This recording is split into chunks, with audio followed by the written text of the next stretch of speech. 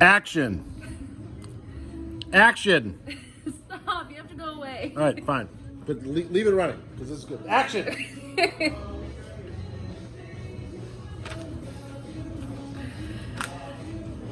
Hi everyone, my name is Andrea Stringer and I'm the beverage manager here at Alma Buckhead. Welcome to our YouTube channel.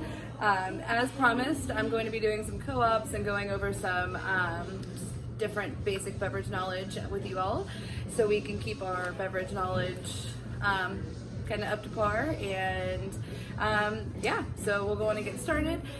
So basically we're going to talk about tequila and mezcal and some of the differences.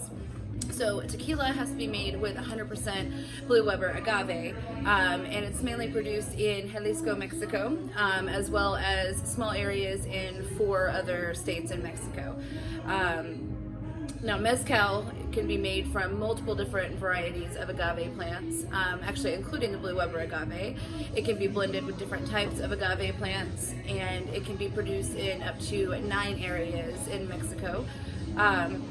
So today we're going to talk about illegal mezcal, which we have right here.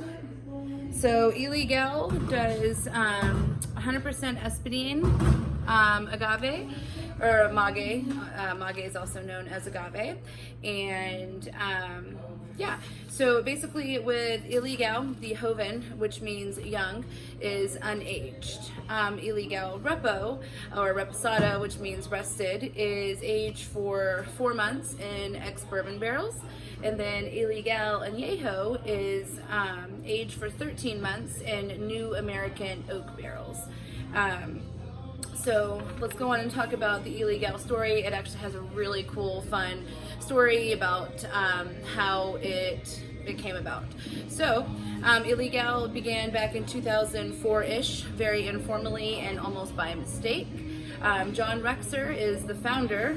He was actually bringing down mezcal from Oaxaca for his bar, Cafe No Sé, or Cafe I Don't Know, in Antigua, Guatemala. And the mezcal became popular very quickly. At this time, they were bringing down unbranded mezcal from a variety of villages in Oaxaca. So back in 2004, there were very few mezcals that were certified for export. Mezcal wasn't really well known back in 2004, and it is a continuously growing market today. So bringing a few bottles across the border was not such a big deal, but try getting 50, 100, or even 500 bottles across and things get a bit interesting, especially at the borders they were crossing, where back then the cops, military, and gangs and just plain old thieves had to be eluded or navigated or co-opted, if you get the drift. So this is basically an interview that I found online from John Rexer, who is the co-founder or the founder of Illegal. So kind of a fun little story. One of the questions on the website was, is it true that you once dressed as a priest to bring mezcal across the border? So this was John Rexer's response to that. Yes, I've had a lot of bad ideas, and when I've been drinking, they seem like great ideas, and I do them, which I'm sure we have all done at some point. Not always the wisest option. The sign outside the office door to my bar reads, "Bad Idea Factory." One day very early on, I was trying to bring 60 bottles or so across the border under a bus with a friend of mine, Lucas, and I dressed up like a priest. Hello, Ian. It happened like this. Lucas is a painter and a musician and a drinker. He's a romantic madman who looks like a cross between, hold on, I've got the pictures for you. This man, Salvador Dali. This man, Zorro. And this little guy, Pepe Le Pew. So he has a pencil mustache twisted at the ends and slicked back hair. He also has a predilection for porno, which I was unaware of until the day in question. So anyway, we managed to get the mezcal as far as we could, but now the trick was to get it out of Mexico. It was early in the morning and we had just taken an 11-hour bus ride from Oaxaca. During that ride, Lucas had imbibed a bit, say a bottle or so of good mezcal. He was a bit sloppy, so I had a drunken Zorro on my hands as my partner in crime transporting mezcal. I was kind of screwed, in other words, which there was actually another word used that I can't say. We also needed to buy some duffel bags to put the mezcal in and some cheap shirts and rags to wrap around the bottles. So at 7 a.m. we went to the market and bought bags. While there were... Get out of my video. I'm sorry. While there, we came across a priest shirt hanging amidst the used clothing for sale. It's a long story, but to cut to the chase, Lucas encouraged me to buy the shirt and dress as a priest when crossing the border. The more I thought about it, the more it seemed like a good idea. I figured if I got questioned at the border and asked what was in my bags, I'd just smile and say, regalos para mis amigos and libros para los niños, which translates into gifts for my friends and books for the children. Leaving Mexico was not a problem, but on the Guatemalan side, things went a bit sideways. Lucas, drunk off his ass, looking like Zorro, passed through no problem. I, on the other hand, dressed as a priest, was stopped. Probably because of having so many duffel bags. The immigration official said, "Padre, ¿qué tiene en sus maletas?" He responded with regalos para mis amigos and libros para los niños. Abra su malete, the officer responded, which means open your bag. I opened the bag he was pointing at, figuring I'd have no real problem as we stuffed the bags with a lot of clothing and books on top. Unfortunately, Lucas, on the other hand, had packed this bag and had placed on top some pretty hardcore porn that he had purchased in Mexico.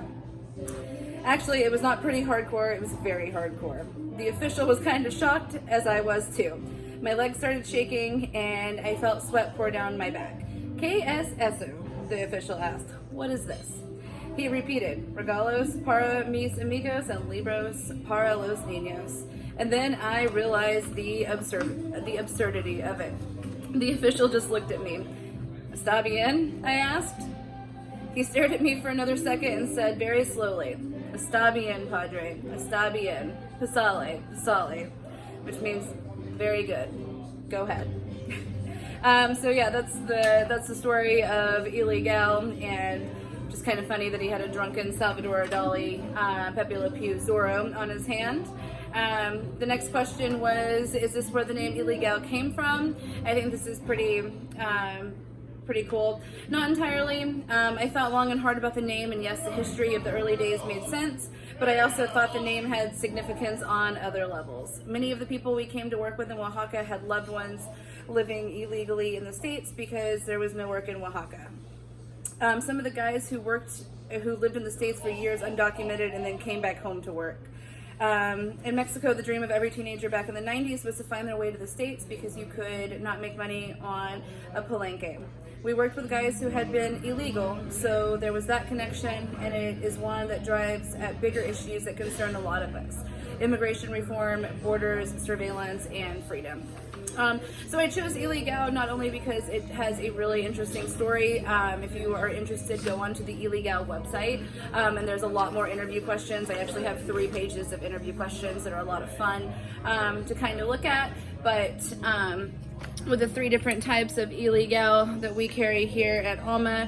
Like I mentioned, we have the Joven, which is going to be a very clear unaged, and then we have the Reposado that starts to get a little darker with the aging, and then we have the Añejo, which is going to be a lot darker, all with all different flavor profiles,